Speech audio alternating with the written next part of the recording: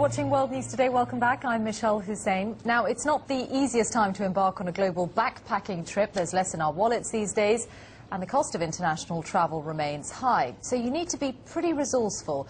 And one of the big phenomena of recent years is couch surfing, online networks that link you up with someone in a faraway place willing to let you stay in their home for free. As you can imagine, some locations are rather more in demand than others. So the BBC's Howard Johnson reports now on how the scheme works in Tokyo, one of the world's most expensive cities. According to recent headlines, the era of cheap travel is over. Rising fuel surcharges and the collapse of airlines is increasing the cost of holidays. So where does this leave the money-conscious backpacker? Well, the answer could be in couch surfing. The premise of couchsurfing is simple. Much like any of the other social networking sites like Bebo or Facebook, you post your details online for other members to have a look at. People will then request to stay at your home free of charge. You participate in the hope that one day one of the community will return the favour. The number of people couchsurfing has grown rapidly this year, with an average of 10,000 people signing up to the website every week. We have been somewhat surprised by how much couchsurfing has grown, but at the same time, when you realize that couchsurfing can apply to any travelers around the world, the potential for growth is pretty unlimited.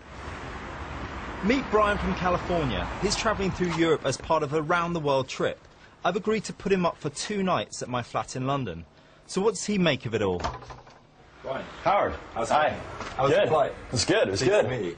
Thanks for letting me in. Well, I decided to try couchsurfing because I met other couch surfers traveling all across the world, and to me it presented a really unique opportunity. You save a little bit of money, but really what you get is a local taste of the culture, the hospitality, and you really get a better feel for the city as opposed to just staying in a hostel or a guest house or a hotel or something. The great thing about hosting Brian is that he's now given me a positive reference, which allows me to go couchsurfing in one of the world's most expensive cities.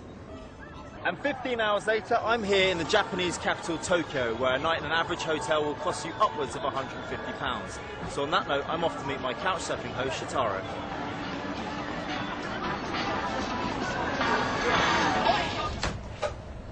Oh wow, what a great room. Fantastic. Yeah.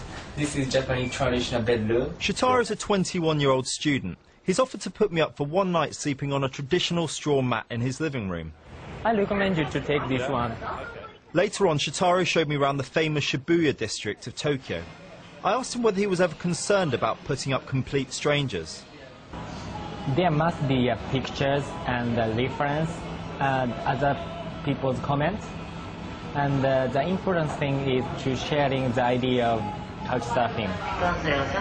Couchsurfing with Shotaro has proved an excellent experience. Not only have I had real insight into Japanese culture, but I've also managed to save some much-needed yen.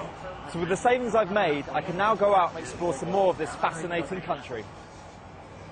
Howard Johnson, BBC News, Tokyo.